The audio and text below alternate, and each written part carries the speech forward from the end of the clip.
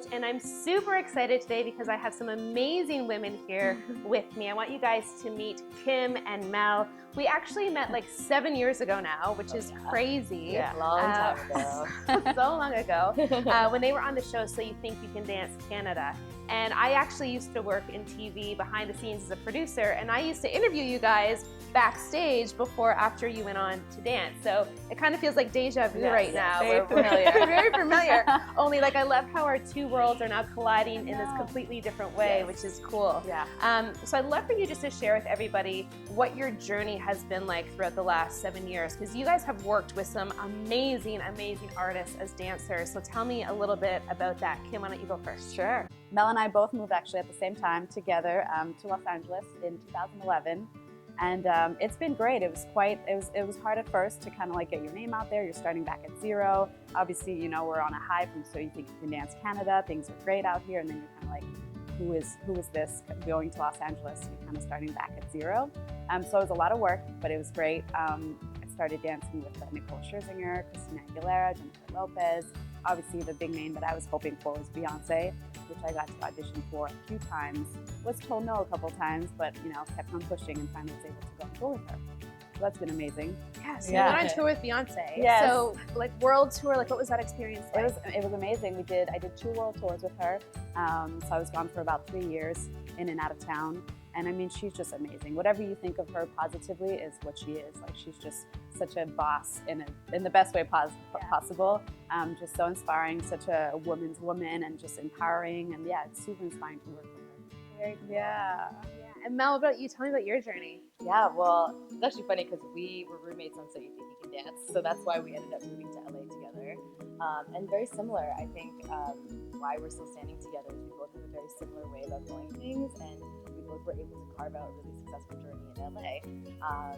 Since I got to LA, I got to work for Katy Perry, Justin Bieber, Kanye West, and then my number one that I always wanted to work for was Janet Jackson. So I got to go tour with her, which was crazy because for me it was like, well, is Janet even going to make music again? And the fact that she came out with this new album, the timing was just right. It was just so meant to be, and kind of one of those things that I still can't believe happened. But I think we're just both really grateful for our journeys in LA, and honestly, like, we have so much of So You Think and our experience here, and doing that show to thank, because we wouldn't really be in LA, we wouldn't even know each other if it wasn't for that show. Yeah. It's all meant to be. It's all part of your life now. Yes, no, absolutely. And like, I think when you move out to LA, when you make a big jump like that, like, you have to look at your life like that. Everything has such an important purpose, and there really is a sort of roadmap to whatever you want, whatever goal intensity. So true. So you guys became best friends on the show. Yeah. And now you guys have partnered up and have launched your own business together. So I'm really excited for you guys to share what this is all about. So tell us about it. Yes, it's called You Got This Girl. Love it. We are super excited about it. It's our passion project. So the past, I think it's been a year or two now that we've sat down and we're like, okay, we accomplished our biggest dream. Now, what can we do with this? We want to be using our voice for a better purpose. We want to teach young girls and eventually young boys as well to go after their biggest dreams.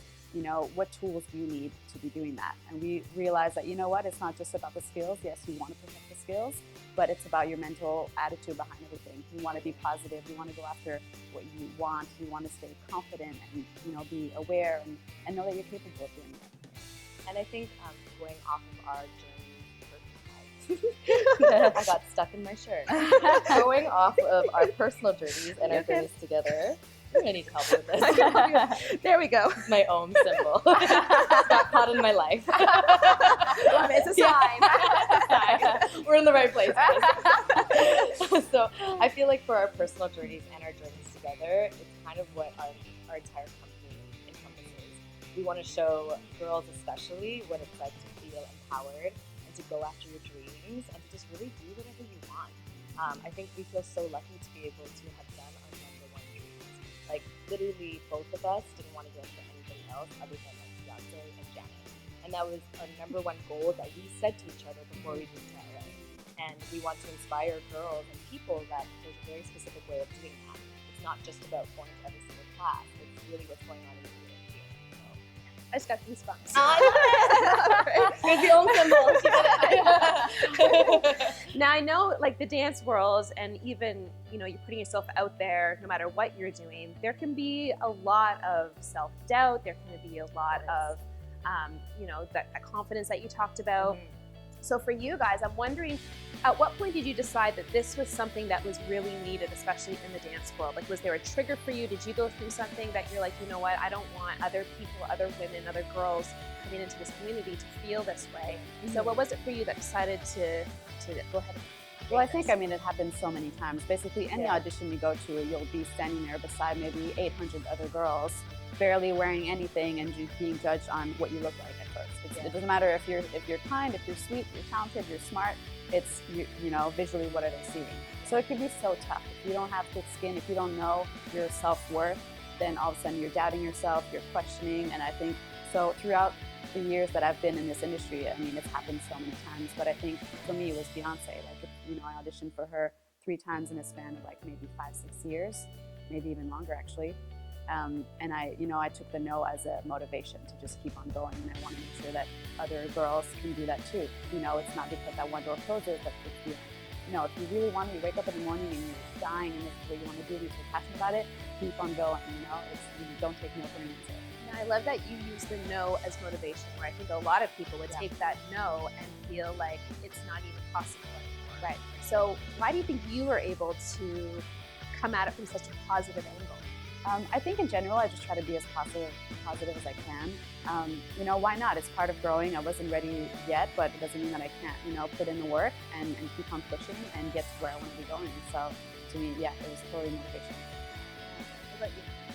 I think for me personally, like, I mean, similar to him, I think it's just having that constant drive and that motivation is what I want to share. And I think for me personally, I've always felt like so different, and just like in terms of being a girl and being out in LA and going to auditions where you're literally told to wear like broad panties or like you just have to expose your body. And I always felt like I just feel like blue, like, and even as a dancer, like I was a contemporary dancer, but then I started doing hip hop, so it was always like me trying to fit myself into a box but never knowing where I was going to succeed at. And then it was almost like the second I just decided to be myself, I was like, I like tattoos, I want to cut my hair. It just all fell into place. And then I got to dance for someone like Janet who appreciates that kind of thing. So it's really just kind of inspiring girls to be themselves, and especially in a society where I feel like women especially are pressured to be a certain way. There's so many more expectations, whether it's beauty, whether it's career. It's like teaching girls that to feel empowered means you can really do anything that you want. Oh, I love that. You guys are such an inspiration. Thank you. So speaking of empowerment and wanting to empower others, so what does empowerment really mean to you guys? I think it goes back to confidence, knowing who you are. I moved to LA when I was 26, and I'm so grateful for it because I had more of a sense of who I was going into such a scary world in this industry. So yeah, feeling empowered is just knowing that you're capable and that no one can stop you, and you know who you are and you know that you're worth it. Yeah, absolutely. And I think building off of that, it's like the true feeling of empowerment is once you feel good here, you feel ready to help other people. I think that's when true empowerment arises, and when you see the real leaders out there, they have such a strong sense of self and they're grounded in their own confidence that they're able to spread their light to other people. So I think that really increases when you're empowered and you give to others. Yeah, definitely. And I think of Beyonce as well when I think of confidence. Yeah. Like, I feel like she embodies confidence. Like, what would you say was your biggest lesson that you learned from her? How hard she works. She's involved at 120% in everything. So it's not just like showing up and okay, I'll sing and that's it. In rehearsals, with lighting, with visuals, everything. Like, this is her show, it's her baby. She's like, you know, it just pushes you on stage. You have no choice but to go as full out as you can because she's going for it, you know, and in every department of her show. So I think that is just unbelievable. Yeah. And what about for Janet? Same. It's like, honestly, there's a different drive and work ethic with artists like that who are like on a level of like being that iconic. And it's also why dancers want to work with artists like that so much. It's because they respect the fact that you can walk into rehearsal and they're actually there. Yeah. For some artists, it's like you don't see them until you walk out on stage. But I know for Janet, it was more of her like heart. Like, we were there the first day of rehearsal and she knew everybody's names. It called all by her first name, down to like when she was picking her costume, she had a full crystal board presentation for each person. They talk to us directly, tell us what we would look like. And it's just that care and that passion for everybody in her team she would be talking to the catering person, and like, this is like Janet Jackson, like, you know what I mean? And, and it's like knowing that a person at that level, that status, can still be that like down to earth.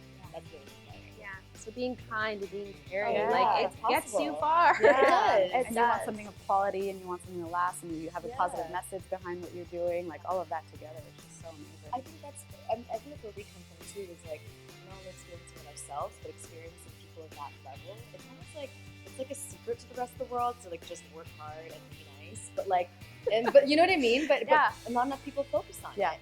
You see so many people at a high level that are like crazy and stressed and just put that anxiety on the people they work with, and their ego takes over. Yeah, Ego's and then it doesn't cultivate the right work environment. But that's, I think, what we really want to get about this world. It's like, you can really those two things, and you're good. Yeah, So, I love it. Just embody that as much as you can. Yeah. So was there ever a time for you where you didn't feel as empowered, and how did you pull yourself out of it, and how did you get back into your own skin with that confidence?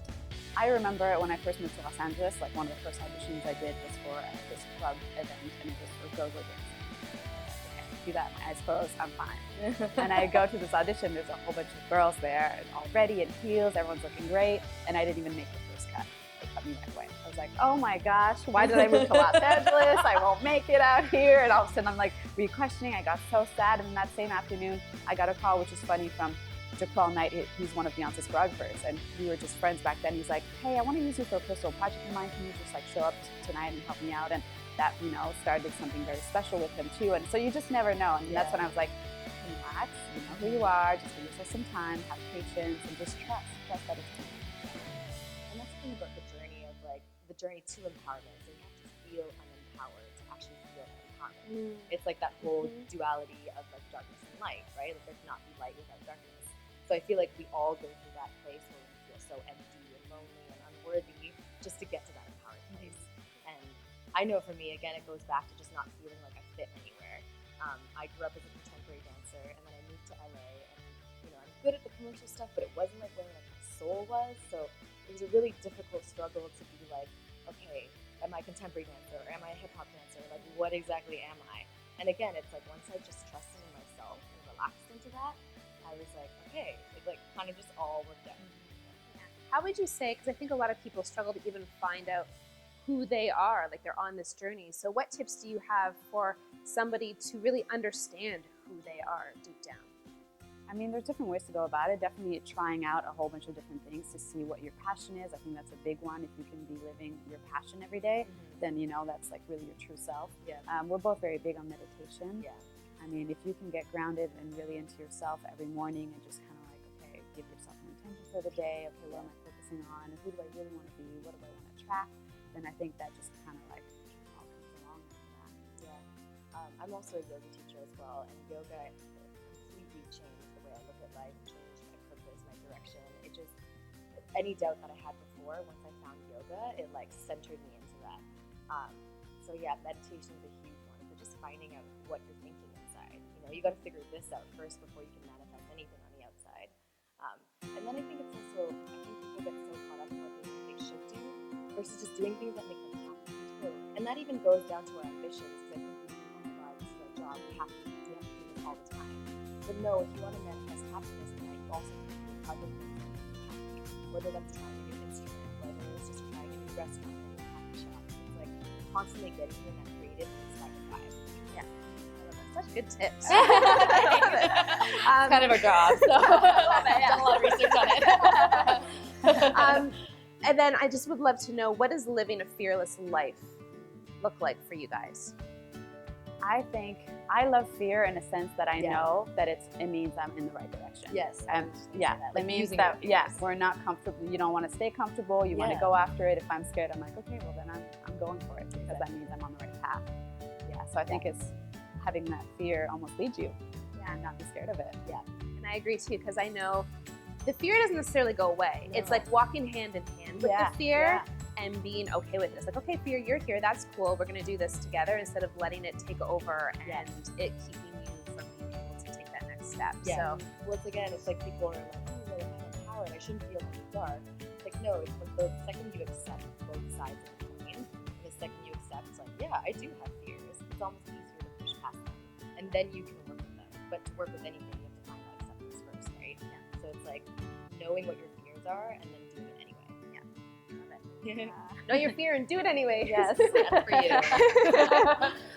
So I've actually developed my own coaching tool called the Yes. Life Map. Just so Love it. amazing. Yeah, thank you. So I'd love to take you ladies through a little bit of a rapid fire question period about the Life Map. So the first question I have for you is, who's been your biggest passenger? And a passenger is someone who's always been a huge support to you. They've got your back. There's no judgment. You just know that you can always rely on them. So who's been your biggest passenger? I'll say my mom. Mom. Mm-hmm. Yeah. She's been awesome and just supportive no matter what I do. Yeah. How about you? Mine was my dance teacher. Yeah, because she just always supported me doing dance, and no matter what. I love my parents, don't get me wrong, but they just didn't fully understand the dance world. It's totally okay.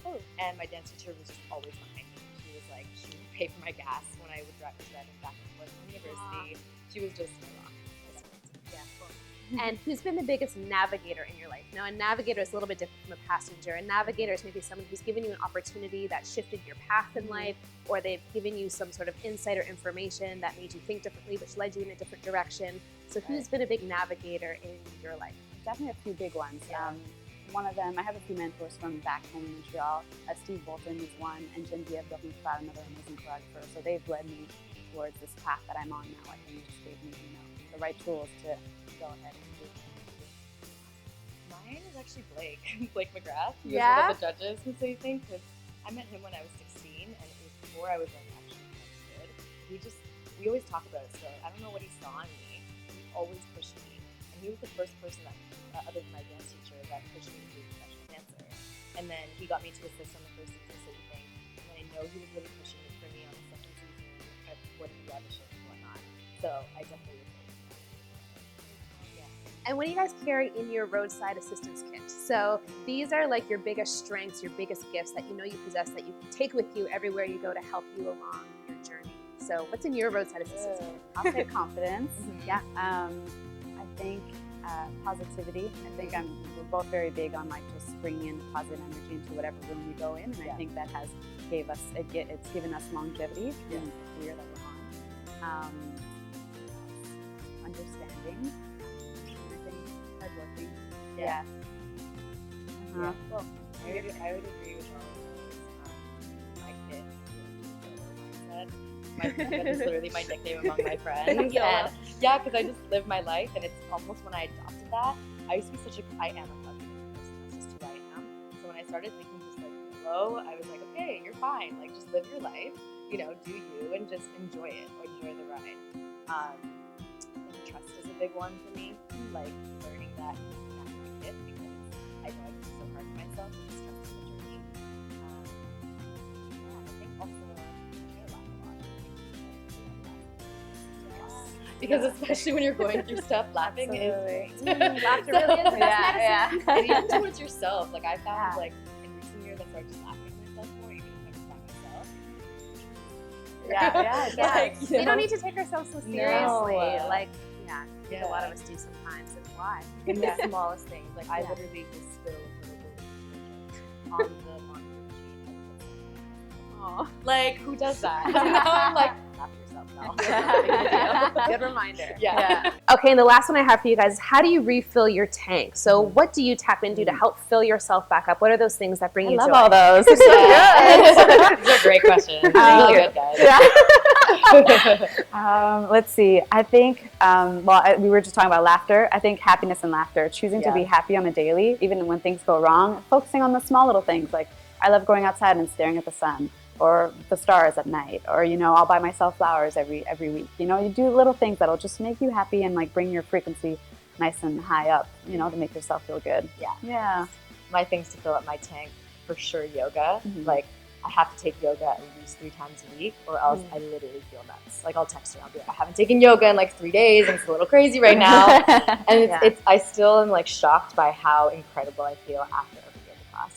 I've been teaching for 5 years, I've been practicing for more than 5 years, and still every class, I'm like, this is heaven. I'm like, I hope everyone experiences this. And then of course just hanging out with friends and family,